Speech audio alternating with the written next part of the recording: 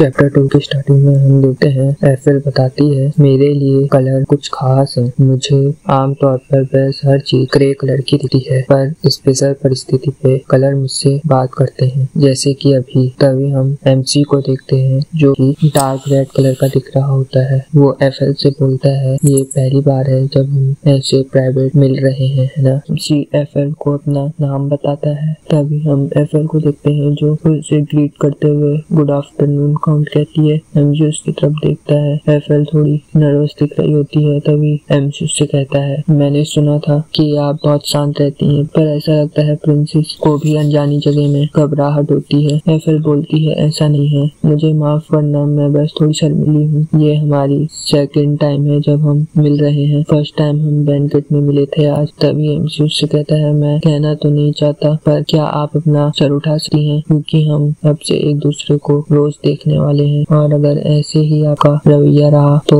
मुश्किल हो जाएगी। तभी एफएल मन में सोचती है सही कहा, मैंने अपना मन बना लिया है। इसी के साथ वो फुल जोश के साथ अपना सर ऊपर करती है और बोलती है इसमें नर्वस होने की कोई बात नहीं है। तभी वो एमसी की तरफ देखती है जो कि बिल्कुल रेड दिख रहा होता है और सोचती है जैसे कि उम्मीद करी थी बैंकेट में भी ऐसे ही दिख रहा था। क्या कहते हैं इस कलर को? हाँ, डार्क रेड। जितने भी लोगों से मैं अभी तक मिली हूँ वो सभी ग्रे थे, पर कुछ रेयर पीपल होते हैं जिन पे डिफरेंट कलर होता है, और ये पहले पर्सन है जिनसे मैं मिली हूँ जिनका डार्क रेड कलर है, और इस पर्सन से मेरी शादी होने वाली है। तभी एमसी से दुखी होते हुए कहता है ऐसा लगता है प्रिंसेस इस मैरिज प्रपोजल से खुश नहीं है। तभी एफएल उससे धीरे से कहती है नहीं ऐसा नहीं है। तभी हमारा एमसी कहता है मैं समझ सकता हूँ एगेस्ट डच फैमिली की लेडी मुझे से एक लो स्टेटस मैन के साथ मैरी कर रही है। तभी एफएल कहती नहीं ऐसा नहीं है, मैं तो बहुत खुश हूँ कि आपने मुझे एक्सेप्ट किया जबकि मैं एक ब्लाइंड हूँ। एफएल सोचती है कैसे लोग उसके बारे में बात कर रहे थे, जहाँ लोग उसका मजाक बनाते हुए उसके पीठ पीछे कहते हैं मैंने सुना है उसकी सगाई फिर से टूट गई है। एगिश टच में कैसी ब्लाइंड प्रिंसेस आई है,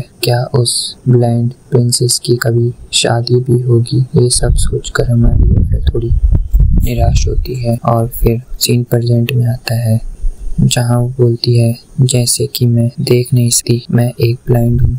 और जिनकी कितनी अच्छी रेपुटेशन है, मुझे बेहद चिंता है मेरी वजह से आपकी फैमिली का नाम खराब हो सकता है। तभी एमसी उसकी तरफ देख रहा होता है। हम एफएल को देखते हैं जो घबराती है और मन में सोचती है अब मैं क्या करूं। तभी उतने में प्रिंस बोलता है मैं तुम्हें ये बोलने की इजाजत नहीं दे सका। आपको इन चीज की चिंता करने की जरूरत नहीं है, हमारी मैरिज दुख फैमिली के डिसीजन से हुई है, इससे हम दोनों फैमिली को फायदा है, तो आप ये चीज दोबारा नहीं कह सकती। मैंने आप पर दया दिखा के शादी का डिसीजन नहीं लिया, हमारी मैरिज दोनों परिवार की सहमति से हुई है और मैंने आपको अपनी प्रिंसेस एक्सेप्ट किया है, बाकी चीज मेरे लिए मायने नहीं रखती। तभी उसके साथ एमजी और एफएल को देखते हैं जहां एफएल बोलती है मैं समझ गई, अगर मैं चिंता भी करूंगी तो मेरे लिए यूजलेस है, और उसकी तरफ झुकते हुए कहती है प्लीज मेरा ध्यान रखिएगा। इसी के साथ हम देखते हैं वो एक दूसरे को देखते हैं। तभी एफएल कहती है अगर हो गया तो मैं जाना चाहूंगी। हमारा एमसी कहता है ठीक है। उसी के साथ एफएल रूम से बाहर आती है और बताती है इंसान डिफरेंट बॉडीज के साथ पैदा होते हैं, अलग नंबर की उंगलियों के साथ या फिर किसी और प्रॉब्लम के साथ,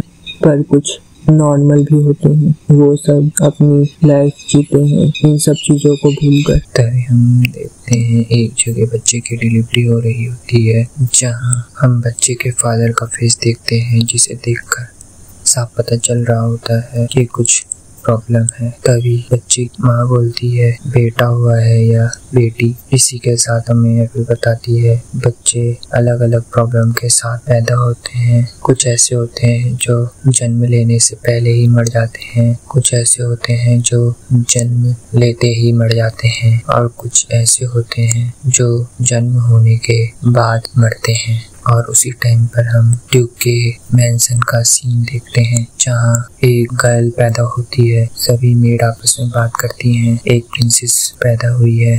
हम उस प्रिंसेस को देखते हैं जिसने एक उंगली पकड़ी होती है और वो हंस रही होती है, और हमें पता चलता है ये प्रिंसेस कोई और नहीं बल्कि प्रिंसेस एरियल है। प्रिंसेस एरियल जो कि अब थोड़ी बड़ी हो गई होती है, वो बताती है मेरे को ये पूरी दुनिया सिर्फ ब्लैक और ग्रे कलर की दिखती है। वहीं हम उस छोटी प्रिंसेस को देखते हैं जो आईने में अपना चेहरा देखती है, जहाँ वो ग्रे कलर की दिख रही होती है। तभी वो बोलती है, पर कुछ ऐसे भी लोग होते हैं जो अलग अलग कलर के दिखते हैं। प्रिंसेस बोलती है, ये सच है कि मेरी लाइफ इतनी भी बुरी नहीं थी। हम देखते हैं वहीं प्रिंसेस की मॉम आती हैं और जो बोलती हैं, एरियल तुम्हारी लाइफ कोई और डिसाइड नहीं कर सकता। अगर तुम खुद पर बिलीव करती हो कि तुम खुश हो तो तुम्हारी जिंदगी भी खुश रहेगी, और अगर तुम्हें ऐसा लगता है कि तुम दुखी हो तो तुम्हारी जिंदगी भी दुखी हो जाएगी। तो तुम क्या चाहती हो? तभी हम उस छोटी प्रिंसेस को देखते हैं जो बोलती है, मैं खुश रहना चाहती हूँ, मैं आपकी तरह खुश रहना चाहती हूँ जो कि हर दिन स्माइल करता हो। ये झूठ नहीं था, मैं बस खुश रहना चाहती थी और स्माइल करना चाहती थी। इसीलिए मेरी मॉम ने मुझे दूसरों से नफरत करने की बजाय उन्हें माफ करना सिखाया। ऐसे ही मैं पूरे दिल के साथ एक अच्छी इंसान बनने की कोशिश करती रही। अब जब मैं सोचूं, मैं बहुत खुश थी, पर अब मुझे नहीं पता इस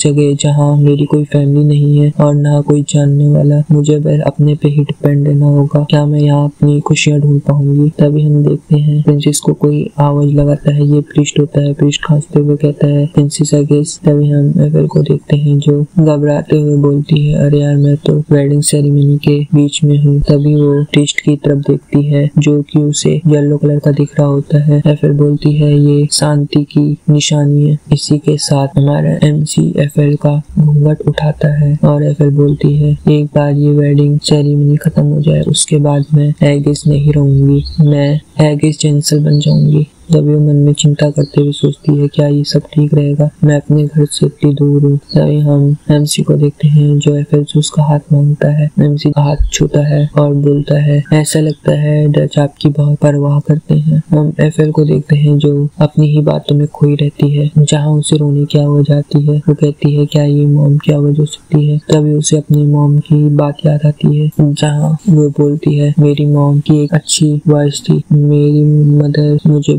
सुरीली आवाज में बुलाती थी, मेरी मदर ही थी जो मेरी देखभाल करती थी, यहाँ तक कि मैं कुछ देख नहीं सकती थी। तभी उसकी मदर कहती है, इन फ्लावर को देखो, ये येलो कलर के हैं।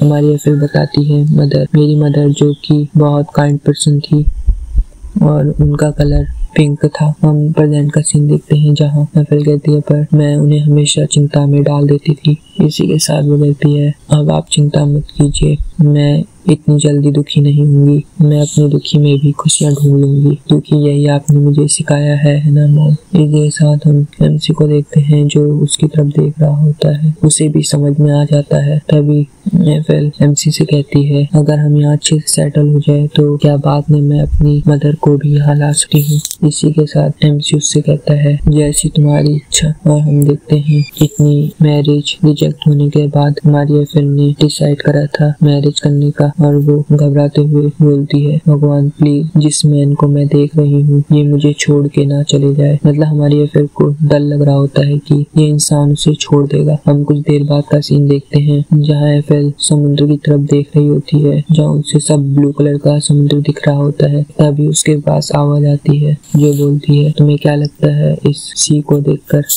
उस आवाज को सुनकर एफएल कहती है, काउंट मैं पक्का तो नहीं बता सकती, पर ये अलग आवाज है। हमारे यहाँ नॉर्थ में जो समुद्र है वो बहुत ज्यादा एग्रेसिव है, पर यहाँ का समुद्र बहुत शांत है।